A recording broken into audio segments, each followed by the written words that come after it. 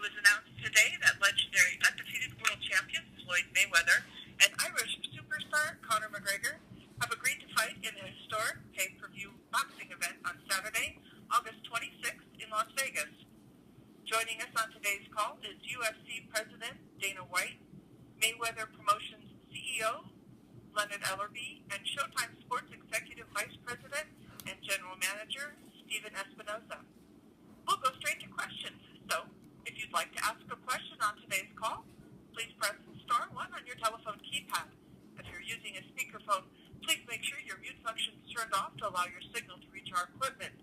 Once again, that's star 1 to ask a question, and we'll pause for just a moment to allow everyone an opportunity to signal.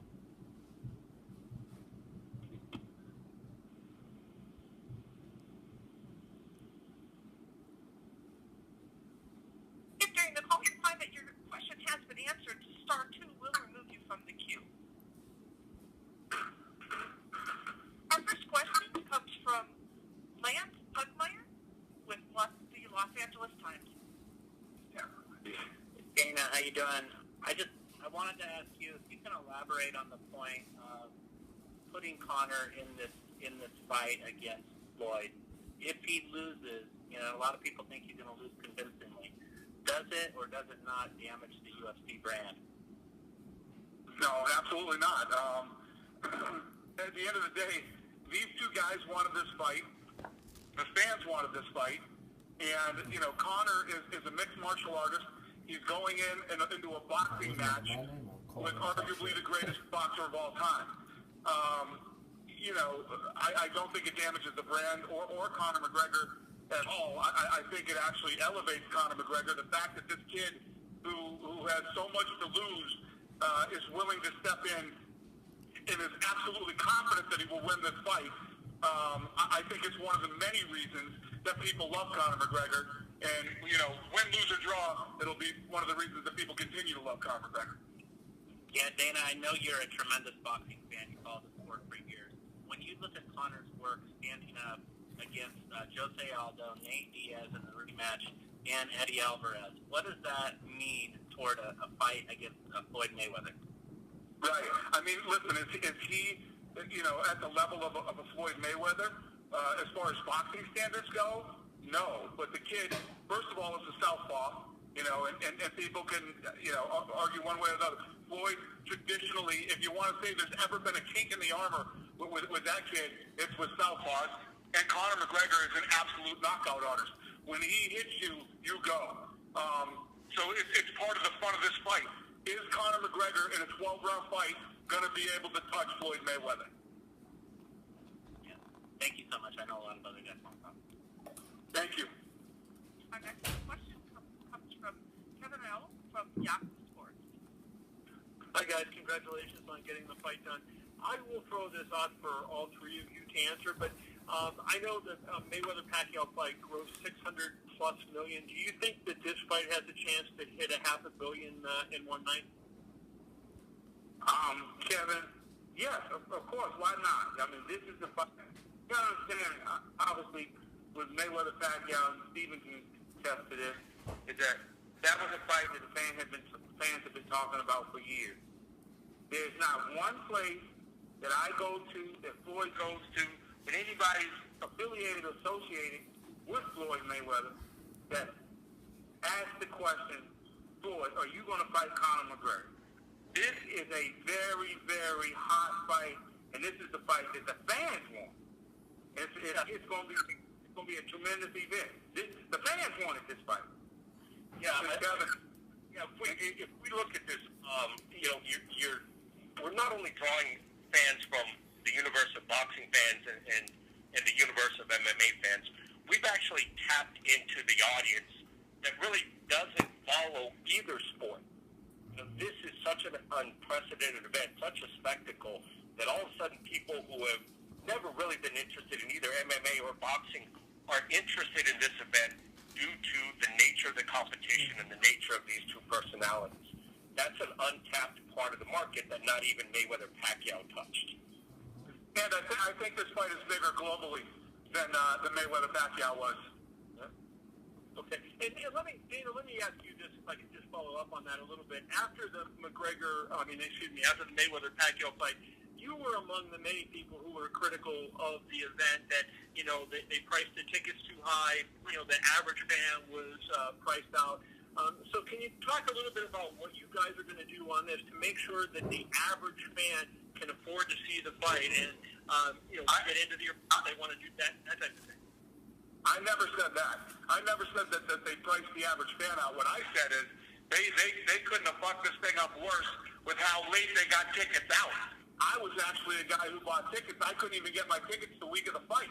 And, it became this thing where it was almost so impossible to get tickets after you had already paid for them that people started canceling their rooms and all kinds of things. The beautiful thing about the disaster that was that fight is I think everybody learned from it, and it won't happen again.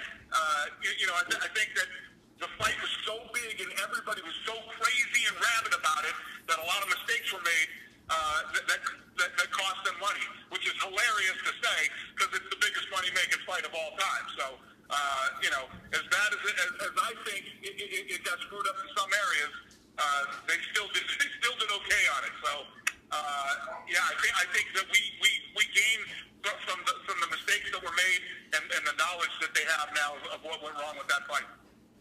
Thanks, guys. I'll let someone else get in. Our next question comes from Ron Raphael with ESPN. Hello, thank you everybody for taking this call. I had a couple of questions. Whoever can answer it would be, I'd appreciate it. I just had a couple of basic questions on the overall event. First off, how much is the pay-per-view going to cost? Have you set that price yet? We haven't yet. The deal got done. The deal is done, and now, all the business will be handled now, but we haven't really got there yet. You know that the Pacquiao-Mayweather fight, Dana, was like $100. Are you thinking in that realm? That was a real big pushback, even though it did a big number.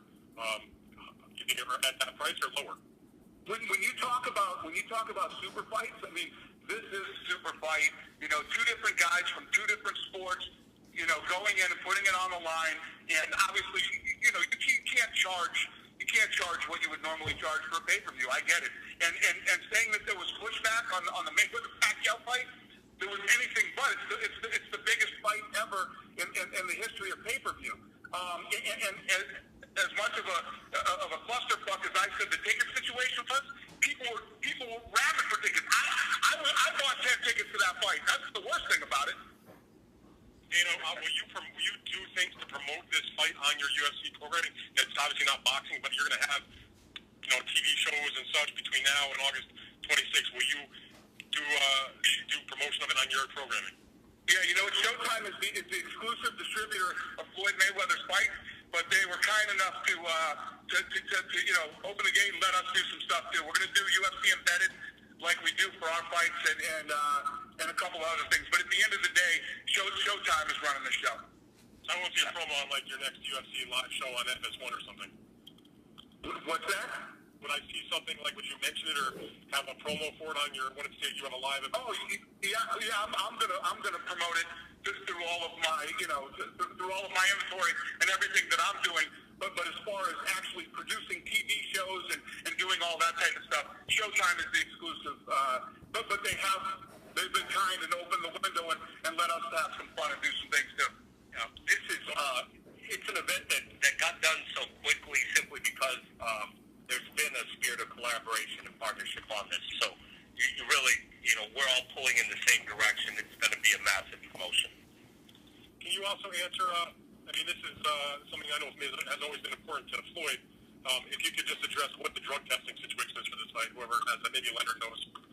I just got so much respect for Floyd Mayweather, because let me tell you, in the negotiations when we were talking about it, I said Conor is right now in the USADA program and is being drug tested right now. As soon as the deal's done, they absolutely didn't even flinch about drug testing. So much respect to Floyd on that. So it's going to be the same sort of USADA that Floyd's done for many of his recent fights. Yeah. Okay. And one other thing, I don't think this is an issue, but this is something I've been asked by other people, so I'm going to throw it out there. Is there any kind of language in this agreement that what might happen should Conor have a brain freeze and just start throwing elbows and kicks? Oh yeah, that will not happen. What's the penalty? That will not happen. I mean, first of all, obviously, that is absolutely in the contract. Number one, and number two, if this is a boxing match under the Nevada State Athletic Commission, under the rules of boxing, and I mean, when you talk about a guy of Floyd Mayweather's level and value in the sport, things like that, I mean, the lawsuit, if that ever happened, would, Conor likes money, man, and Conor would depart with a lot of money if that ever happened. So, yeah, that will not happen. Gotcha. Okay, guys. Thank you very much. Thank you. Our next question comes from Damon Martin with Fox Sports. Hey, guys, thanks for the call. Dana, I know you talked to Conor this morning. You said in a couple other interviews. I mean, what is his attitude about his future with the UFC? I mean, how confident are you that he will fight again this year? I mean, I'm pretty confident in the conversation that I had with him. He's fired up for this fight, and he's excited to fight again and defend his title by the end of the year. Nothing is a guarantee. You can't be guaranteed anybody's ever going to fight again. So, but if you look at Conor and the type of fight, the reason that this fight is so big and the reason that he's such a huge superstar is because this guy will fight anybody, anywhere, anytime. He's going to step in and fight Floyd Mayweather under boxing rules. These are the reasons that people love this kid. I got all these guys crying about, Conor McGregor this, Conor McGregor that. Shut up. Step up and fight like Conor McGregor fights. Take the big fights. When somebody falls out, on 4 or 5 days, he'll fight anybody. That's why people love him. If I had to tell you right here, right now, do I think Conor's coming back this year? I absolutely do. And I know you guys can't get into the financial exact arrangement that was made here. I know a lot was said about Mayweather-Pacquiao was a 60-40 split. Can you give us any kind of indication what the final number was for Mayweather and McGregor? We have a confidentiality clause in place, and the financial details will not be disclosed. Nobody's bummed out about this deal. I promise you that. Everybody's happy. And one final question for the undercard. This will all be boxing, and I assume that maybe this is best question for Steven Espinoza, but I assume this will all be built, with Mayweather Promotions, completely boxing. Like, there will be no other crossover fights. There will be no other UFC guys involved with this card. The undercard, in terms of the televised undercard on the pay-per-view, will absolutely be a straight boxing card. But it's a big card. There might be some interesting things that we do with the prelims. That's something that we're going to come together on and really hope to make it an entertaining day, not just 3 or 4 fights, but an entire entertaining afternoon and evening of legitimate fights all around. Thanks very much, guys. Thank you. Our next question comes from Jack and Conor from the Boston Herald. Thanks very much. Stephen, considering Showtime's going to control the production, is Morrow going to call this fight? Who's going to be on the call? We are controlling production, but this is very much a collaboration. Obviously Morrow's our go-to guy, and has a history in both boxing and MMA.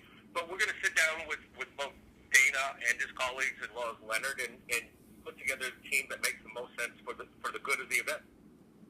Dana, would you like to see some UFC announcer representation on the call? I don't know. We haven't really got into that yet. Like Steven said, we're going to talk about it and we'll figure it out. I don't have a problem. Listen, at the end of the day, Showtime put up a lot of money, to get Floyd Mayweather over there and to promote his fights and whatever they want to do. They've been very, very, very fair in this negotiation and letting us do things that they absolutely did not have to let us do. So I'm cool with anything. Danny, you're looking forward to doing, from what I'm reading from Stephen there, an afternoon UFC card the same day as the event. Is that what you're thinking? Yeah, I didn't go that far. He didn't say that. No. There will be no UFC that day. This is a boxing day. Okay, great. Danny, to what degree would you expect Conor to kind of frame this up in the interviews ahead of time? As MMA being a superior fighting sport to boxing, kind of framing it as MMA are real fighters and boxers are just boxers. Do you expect him to put it that way?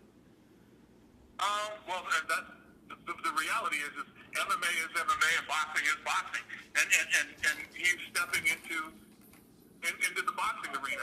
It doesn't matter if they fought out in the street, what would happen. He has agreed to come in and box Floyd Mayweather. So it is what it is. I don't want to get too sidetracked on this, but I think the best analogy to use here is it's NASCAR and Formula One. NASCAR is not going to replace Formula One. Formula One's not going to replace NASCAR. You see some crossover. A driver from Formula One will try NASCAR. No one makes a big deal about it. They say, "Oh, that'll be interesting to see how the skills transfer." I think that's what we're talking about here.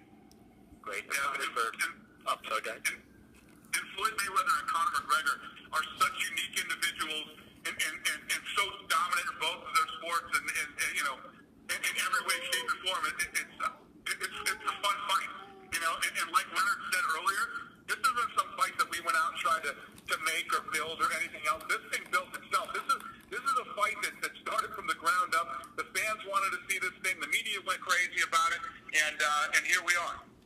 Finally, for Leonard. Leonard, when did Conor first get on Floyd's radar? Was there a fight he won or an appearance he made that made this all of a sudden start to be a real thing?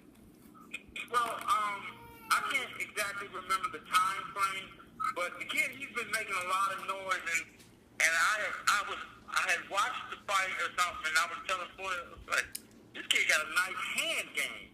And Floyd, Floyd thought, he was like, yeah, he do got a nice hand game. So again, this is a fight that Floyd is taking very, very seriously because we all do know all it takes in boxing is one shot, and it don't have to be a clean shot. A guy with that kind of power, he can nick you, and you can be buzzed. There's been a few times in fights in Floyd's career that he might have been buzzed in a fight, but nobody never knew. And there's been a couple times that he's been buzzed in a fight. The one thing about Conor McGregor we do know is that you got to pay him very, very close attention because when he touches people, they fall out. Thanks, guys. Our next question comes from Brian Campbell with CBS Sports. Hi, Dana. You made a pretty large 180 in terms of not supporting this fight originally, saying it would be an epic fail for Conor if he went down this road, and then supporting it. So how much of that had to do with the idea of this being financially beneficial for the UFC to pay off debt after the sale last year? I didn't say that this would be an epic fail for Conor to go down this path. That was something else that I was talking about. What was the question about the debt? How much does this have to do with the UFC receiving money to allow this fight to take place? Listen, if you're going to ask me stupid questions, at least get your questions right. First of all, I didn't say that this would be an epic fail if he went down that path. And we were talking about something else because Conor and I were actually butting heads on something. That's when I said that would be an epic fail if he went down that path. Number two, as far as the debt goes, Conor could fight twice this year, and we're going to do fine anyway. This is a fight that Conor wanted, Mayweather wanted it, and the fans wanted it. So we're doing it. So if you can ask me a stupid question, at least get it right. Sorry, I meant epic fall, not epic fail. But, Leonard, from your point of view, Dana had said this would be at fight contested at 154 pounds. What went into that decision for Floyd? We had no issues with fighting Conor McGregor at 154. It's a fight that's going to take place at 154 pounds. What were the biggest points of contention in the negotiation for anyone? There really weren't any. It was actually really smooth. It was one of the smoothest that I've ever been involved in. Me too. And I heard that. Finally, guys, question about the undercard. Are we looking at all boxing? No other UFC crossover on this? Yes, all boxing, and we'll put together we'll put together a tremendous undercard. But that's all coming. We're very excited again to be working. Steve and myself, Floyd, we're very excited to be working with Dana and Conor in this tremendous event. This shit is going to be fun. It's really going to be a lot of fun. And the fans, I can't wait to get started with this. Thanks, guys. Our next question comes from Lester Silva with Univision. Good evening, everyone. This question's for Leonard or Dana. You guys had mentioned that this was pretty much smooth sailing as far as putting this next fight together. Was there an obstacle at one point where it could have jeopardized the fight, or was it just smooth throughout? No, it was ever since we sat down and seriously started talking, it's been like I think all three of us were just unanimous, and it's been one of the smoothest deals we've ever done. Good to hear. And my next question is for Dana. Now that McGregor has made the crossover and the breakthrough for going into boxing, have you been approached by other UFC fighters wanting to do the same? Yeah. And the thing is, the difference is this. Floyd Mayweather is arguably the greatest of all time in boxing. Conor McGregor is a massive star in our sport. The right fight in the right place at the right time. I thought it would be impossible to deal with Mayweather Promotions, to deal with Heyman, to deal with Showtime, and I thought it would all be an impossible deal to do. It was the right fight at the right place at the right time, and we got it done. So, yeah, I don't want to be doing this every weekend. Thank you so much, guys. Thank you. Our next question comes from Gene Wang with Washington Post. Hey, Leonard, just one quick question for you. Is this a one-and-done deal for Floyd, or would you be leaving the door open after this?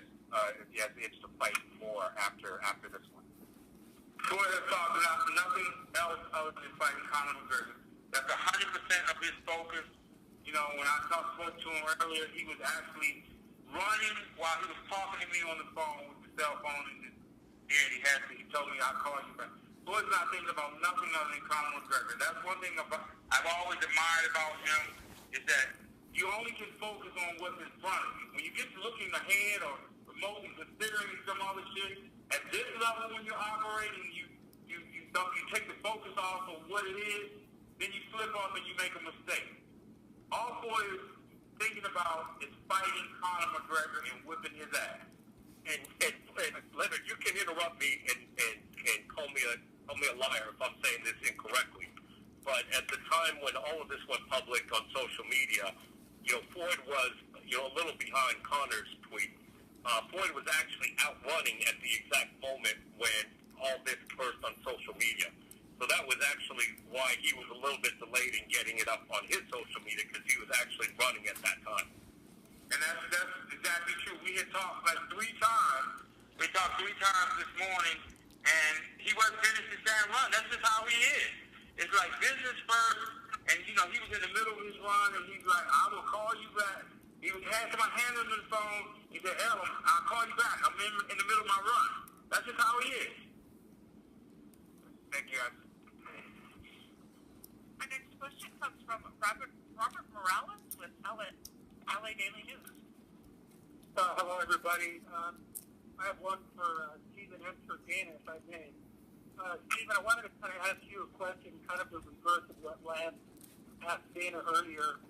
If a guy like Conor McGregor comes in and either gives Floyd, more grief than we've seen him get against boxers, or even somehow beats him, does that hurt the boxing brand? This is not a referendum on the sport of boxing or the sport of MMA. What this is it's a competition between Floyd and Conor. And if Conor is victorious, what that means is that Conor beat Floyd, and we have, a really interesting potential rematch maybe down the line. But that's all it means. It's not a victory for one sport or the other, regardless of who wins. Gotcha. Thank you for that. Hey, Dana, I know you think a lot of Conor, and I've spoken to a couple of people about him. They say he's got this, really tremendous fighting spirit. Could you just tell us a little bit about him in a nutshell, about that fighting spirit, and, maybe where he ranks with other, great MMA fighters that you've promoted? No, I agree. It's absolutely true. And I think, you can't help but feel it. And it's what makes, when you're a true fight fan, You don't mind hearing about the money and all that other stuff as long as it's a guy that loves to fight and he's willing to challenge himself against anybody out there. You know, fights fall out. I've got all these situations, you know, over the last several years when a fight will fall out, and we got these guys that are supposed to be the biggest, baddest guys in the world. They claim they're the best in the world, they're the world champion, whatever it might be. They're not willing to step up and take a late-minute replacement, you know.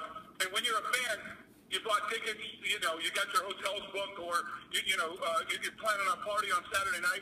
When your guy steps up and fights anybody and then wins, that's the stuff that people love. And that's what the way Conor is. Conor told me this morning the McGregor clan has been taking over villages for the last 300 years, and Floyd's village is next. Hey, Dana, thank you for that, brother. I appreciate it. Thank you.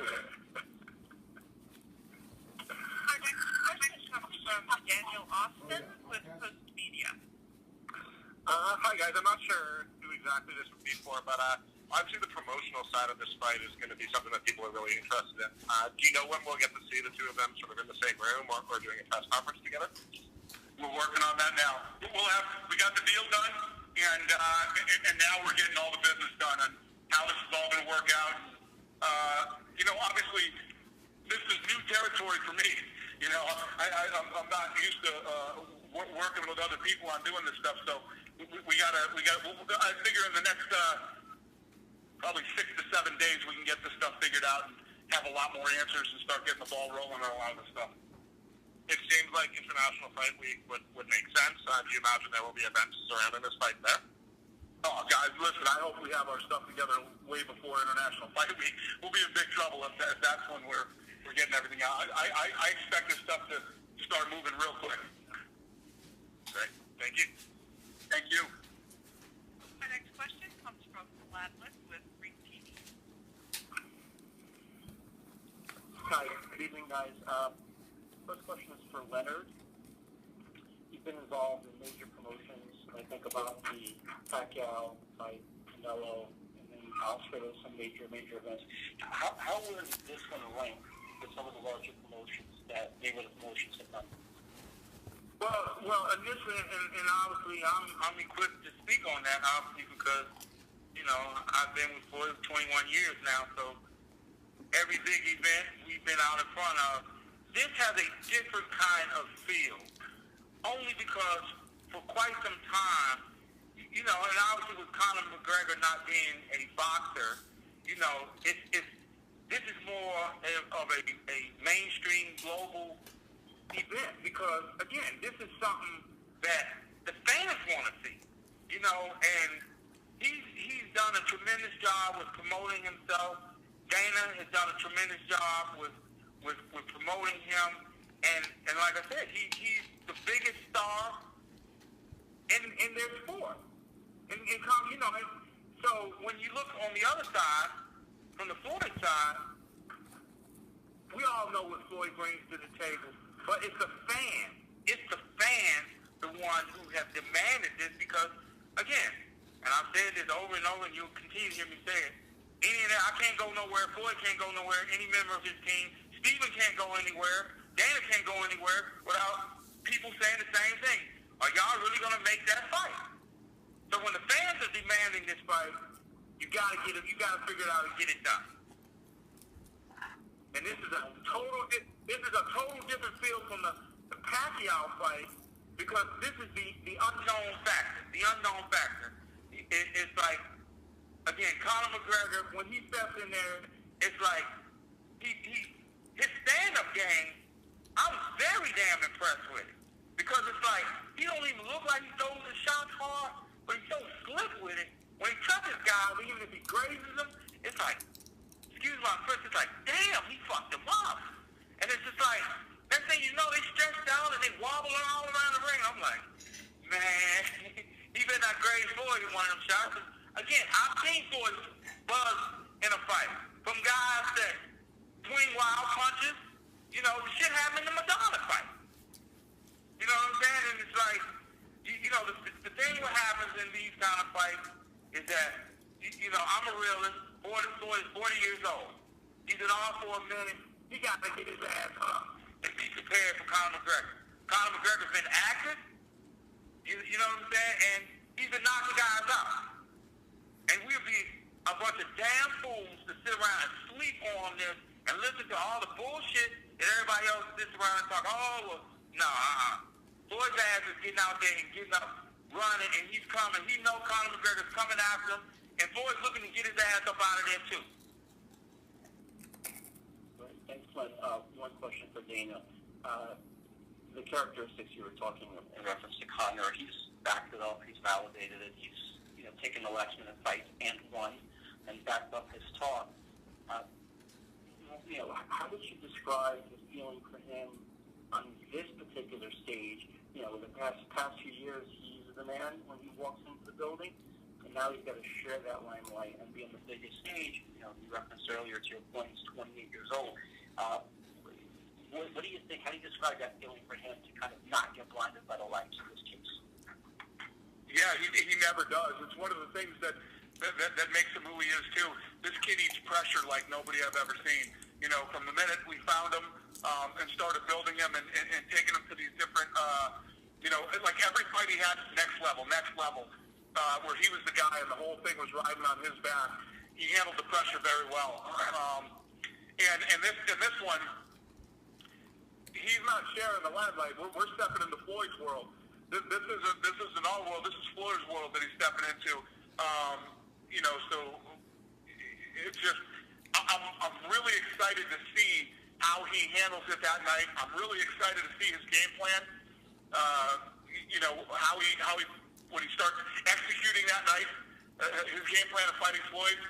I'm always fascinated by Conor McGregor, and I've been saying it all day, and I'll be saying it for the next couple months. I stopped doubting this kid a long time ago. So it's going to be fun to watch. Great. Thanks, guys. Have a good night. Thank you. Our next question comes from Salvador Rodriguez from ESPN Deportes. Hello, everyone. This is for Stephen Espinosa. Stephen, what is your expectations for the pay-per-view numbers? Is more like Mayweather Pacquiao or Mayweather Canelo, 2-3 million? I don't know. I mean, to tell you the truth, the sky is the limit. We have what is truly an unprecedented event, and when you have that, really there is no precedent. There's nothing to compare it against. We've never seen this kind of competition in the ring. We've never seen these types of personalities get together in promotion, and we've never seen a combat sports event, or really a sporting event, of this magnitude. So, what that means, we're going to have our calculators ready and all the batteries charged. The sky's the limit. Thanks so much for Dana White. Dana, do you know if Conor McGregor will be working with any special boxing trainer for this fight? Conor McGregor is working with a bunch of guys over there in Ireland. You know how he is about Ireland, man. He says everybody thinks that, you got to go here or go there because the best this and that. He's like, we the Irish over here got our stuff together too. So, he's very serious about being Irish and keeping it all Irish. So, I don't think so. Thank you so much. And finally, for Leonard Darby, how much do you believe, Leonard, that the Floyd increase his legacy, his boxing legacy with this fight? This is the fight for past March with 50 victories in boxing. Repeat that again? How much do you believe that Floyd increase his boxing legacy with this fight? He's looking for the 50 victory in Saturday. How much is he risking his legacy in boxing right now with this fight? Oh, he's putting it all on the line. He's putting it all on the line. And again, this is going to be a great fight, and we're very excited to see it. That's okay. Thanks so much. Our next question comes from Jim Edwards with Champion. Yeah, hi guys. Just a very quick question about the weight of 154 pounds. Was this the weight that was originally offered to start off with, and which camp kind of came up with that weight to begin with? That's a good question. I don't actually remember. Do you remember how that? Yeah, 54 was no problem. You know, it came up. We'll just say it came up. No problem. Boy said, no problem. I'm fighting at 54. No problem. I don't want no catch weight. I'm fighting at 54. Great stuff. And Dana, just another quick one for you, actually. UFC 215 hasn't actually been officially announced yet. There's a lot of rumors that it's going to be in Seattle. Is this announcement going to affect that in any way, or can we still expect that to take place? Yeah, I don't know yet. First of all, that was never guaranteed that we were going to do that. But we were looking at Seattle and we were looking at somewhere else too. So I don't know. Okay, that's it. Cheers, guys. Thanks. Thank you, sir. Our final question tonight comes from Scott Santana with AM New York. Hey guys, this question is for anyone who can answer it. Is there any language in the agreement about a rematch? There is not. All right, that was it. Thank you guys very much. We appreciate your time, and we'll see you soon.